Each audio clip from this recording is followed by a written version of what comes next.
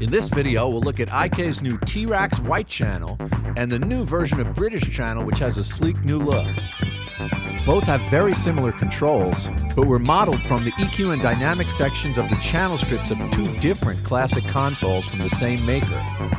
Each has different circuitry and imparts a different sound on your tracks. Let's start by processing a drum loop with white channel.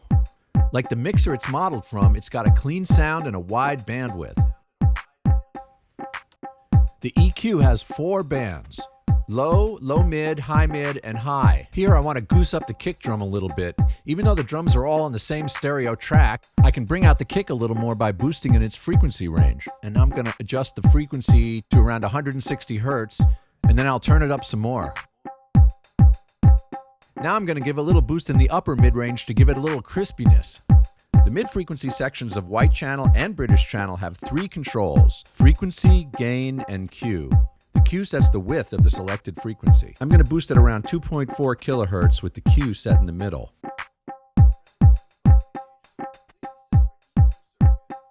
Pressing the B button engages a completely separate EQ circuit, giving you more sonic options. Hear the difference in tone. White channel also has a filter section, which offers both high-pass and low-pass filters. Now I'm moving the roll-off frequency higher on the high-pass filter, which is rolling off everything below it. I probably wouldn't use it on a drum track like this except as a special effect. The low-pass filter frequency rolls off the signal above it, but I'm going to turn it off for now. Now let's go to the compressor in the dynamics section. It gives you knobs for threshold, release, and ratio.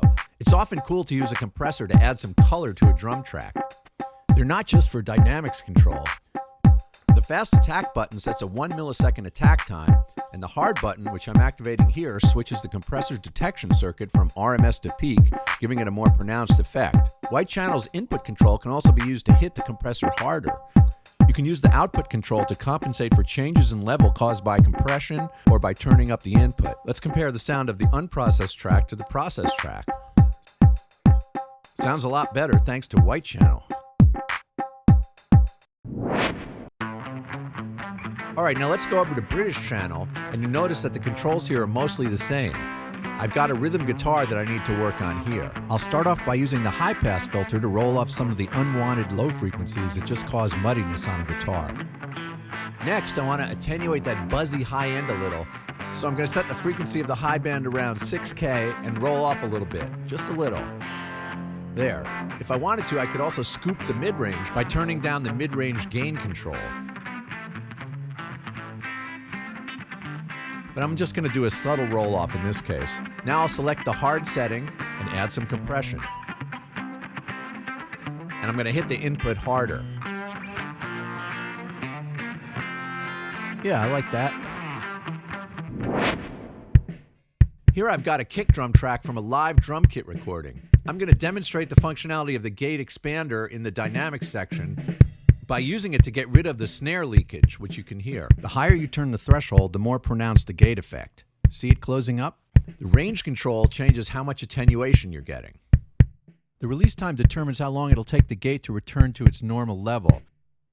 The hold control governs how long the gate stays open after the signal falls below the threshold. You want to make sure to keep it as natural sounding as possible. I've got British channel and white channel opened on the master bus of this track so I can compare their sounds. I opened them both up in the T-RackS CS plugin, which lets me have multiple T-RackS plugins at once, and it gives me meters too.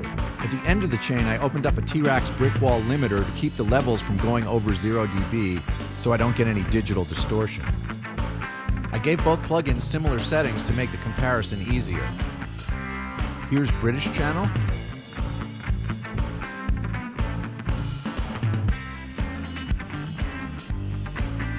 Here's white channel.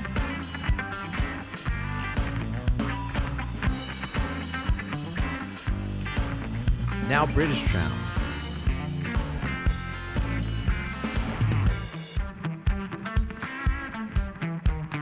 White channel again.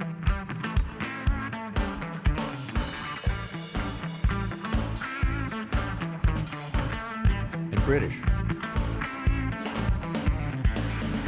British channel has more of a vintage type sound, whereas white channel is more clean and open.